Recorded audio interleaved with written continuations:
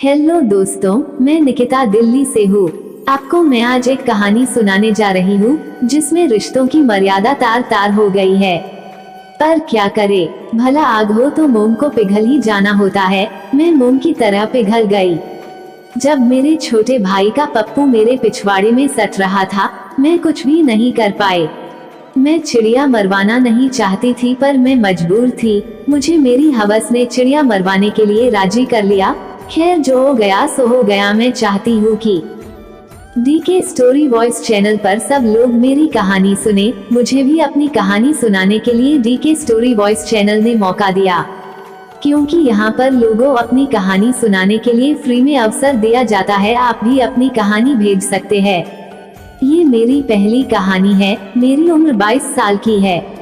ये कहानी पिछली सर्दियों की है। मेरे घर में पापा, मम्मी और मेरा एक छोटा भाई है, जतिन। जतिन देखने में खूबसूरत है। वो कॉलेज में पता है 18 साल का नौजवान है और मैं भी कम नहीं हूँ, क्योंकि मेरी चूची को देखकर कोई भी डोल जाता है और जब वो मेरे पिछवाड़े को निखरता है तो बिना मुठ मारे वो शांत नहीं हो सकता। मैं हमेशा डिजाइनर ब्रा और पेंटी पहनती हूँ, वो की 34 साइज का होता है। मेरे कई बॉयफ्रेंड है, पर आज तक बॉयफ्रेंड से चिड़िया नहीं मरवाई हूँ। सील तो भाई ने ही तोड़ी है। एक दिन हम दोनों भाई बहन टीवी पे मूवी देख रहे थे, सेट मैक्स पे। पापा मोम दोनों सोने चले गए थे। दोनों एक ही बेड पे बैठ के टीवी देख रहे थे। वो बेड मेरा ही था। भाई का बेड बगल वाला था। दोनों कब सो गए पता ही नहीं चला। रात को पता नहीं मुझे क्या हो गया था। मैं अपने भाई का पप्पू निकाल के सहला रही थी। उस समय मैं नींद में थी, पर जब नींद खुली तो मैं पसीना पसीना हो गई।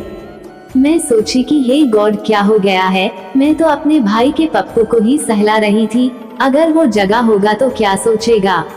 मैं हैरान थी। मैं चुपचाप घूमकर सो गई, पर मैंने महसूस किया कि मेरा भाई नहीं सो रहा था, क्योंकि उसकी सांसें और थूक घोटने की आवाज साफ साफ आ रही थी, जिससे पता चलता था कि वो नहीं सोया। मैं और भी शर्म से पानी पानी हो गई। करीब 15 मिनट के बाद भाई मेरे तरफ घूम गया और मेरे पिछवाड़े के बीच में अपना पप्पू लगा दिया।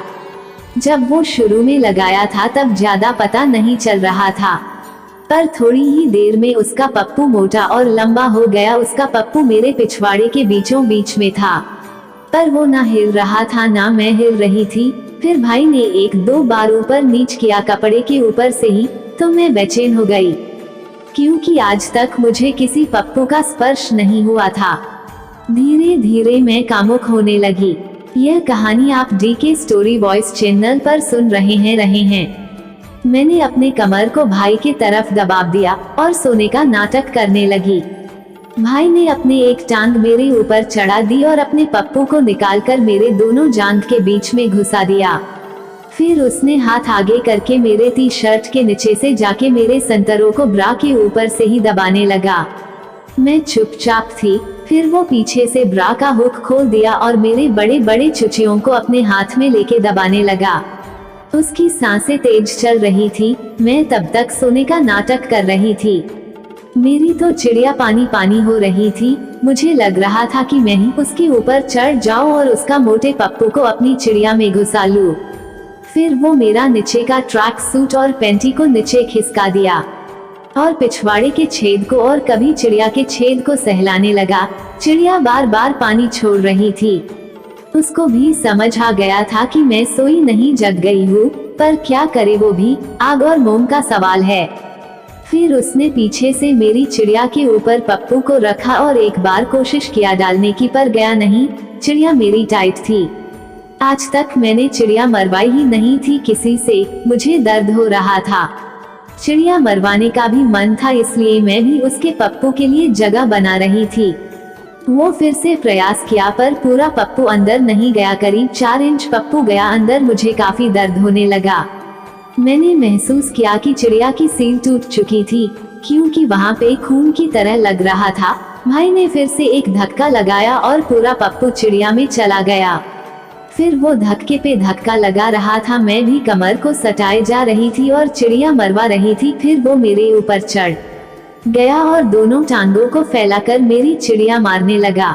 मैंने भी उसको अपनी बाहों में भर लिया और किश करने लगी और वो चिड़िया मारे जा रहा था, धक्के पे धक्का। जब वो धक्का लगाता था मैं करीब 6 इंच ऊपर पहुंच जाती, फिर नीचे आती। उसने मेरे संतरे को हाथों से कभी मुंह में लेके चूसे जा रहा था, मैं भी उसको अपनी बाहों में जकड़े चिड़िया मरवाए जा रही थी। करीब 20 मिनट बाद वो झड़ गया। मैं तो 3 बार झड़ चुकी थी, फिर दोनों एक दूसरे को पकड़ के सो गए। मैंने पहली बार चिड़िया की शील तुड़वाने का मजा अपने भाई से लिया, अब तो मैं रोज चिड़िया मरवाती हूँ। उससे इस महीने तो मेरा मासिक धर्म भी नहीं हुआ लगता है। मैं प्रेग्नेंट हो गई हूँ, पता नहीं आगे क्या होता है, पर मैं चिड़िया तो रोज मरवा रही हूँ। जो होगा देखा जाएगा। आपको मेरी कहानी कैसी लगी प्लीज नीचे कमेंट और लाइक करके जरूर बताएं। आपकी निकिता। आपने अभी अभी DK स्टोरी वॉइस चैनल में इस कहानी का आनंद लिया और इसी तरह आनंद जारी रखने के लिए अगली कहानी सुने। और यदि आपको सेक्सी कहानियां सुनना पसंद है तो आप अपने इस DK स्टोरी वॉइस चैनल को सब्सक्राइब भी कर सकते हैं। कहानी अंत तक सुनने के लिए आपका चिड़िया फाड़ चुंबन का चिन्ह कर धन्यवाद।